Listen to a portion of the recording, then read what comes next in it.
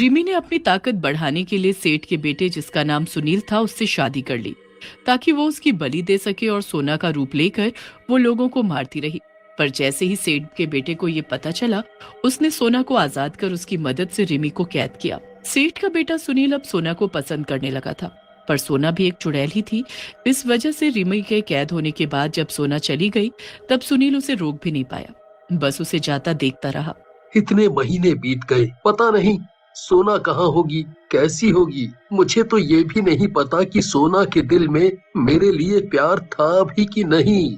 सुनील की जिंदगी में इतने हादसे हुए थे कि वो जगह उसे काटने को दौड़ती थी, इसलिए वो उस जगह से दूर दूसरे शहर में शिफ्ट हो गया, पर उन यादों को नहीं भुला पाया। सोना के जाने के बाद कितना सूना सूना लग रहा है। अच्छा ही हुआ कि मैं वो शहर छोड़कर यहाँ आ गया। वैसे भी अब वहाँ कुछ नहीं रहा, ना ही पापा, ना ही रिमी और ना ही सोना। यहाँ से अपने जीवन की एक नई शुरुआत करूंगा। इतना बोलकर सुनील अपनी नई दुकान पर चला जाता है, पूरा दिन काम करने के बाद। सर, इतना सामान बिक गया है, इसका हिसाब करके बताता हूँ। ठीक है, हिसाब करके शॉप बंद कर देना। मैं अब घर निकलता हूँ, तुम भी काम करके चले जाना।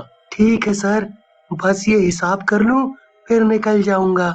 मन कर रहा है कि एक बार उसी शहर में वापस जाकर सबसे मिल लूं, और वैसे भी रिमी के जाने के बाद उस जगह सब ठीक होगा।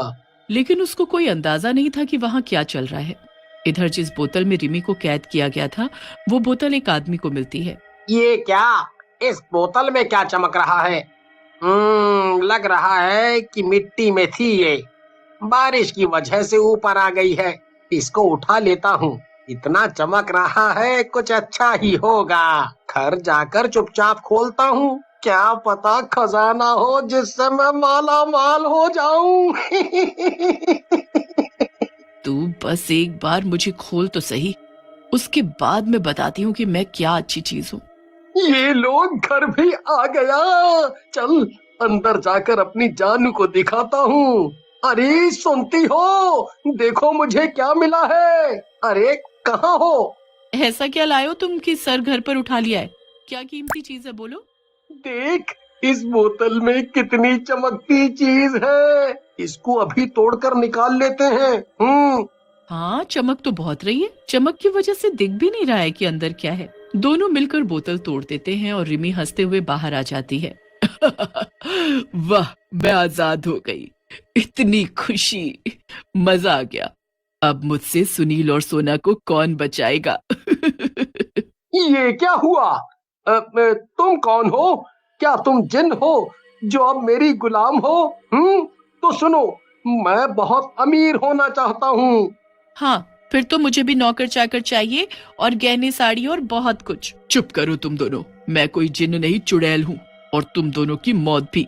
इतना एहसान किया है तुम दोनों ने मुझ पर, मैं क्या करूँ? मैं तो एक चुड़ैल हूँ ना, और अपनी ताकत के लिए मुझे तुम लोगों को तो मारना ही होगा।